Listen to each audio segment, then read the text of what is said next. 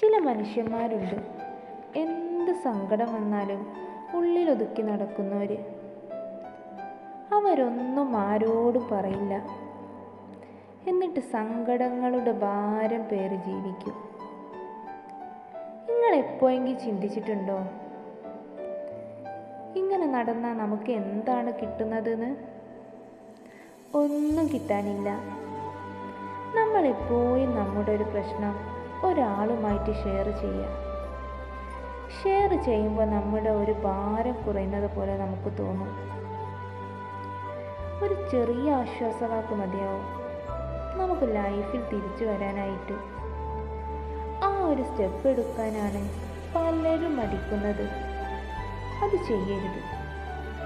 ആരോടെങ്കിലും സംസാരിക്കുക, ഓപ്പണായി തന്നെ സംസാരിക്കുക.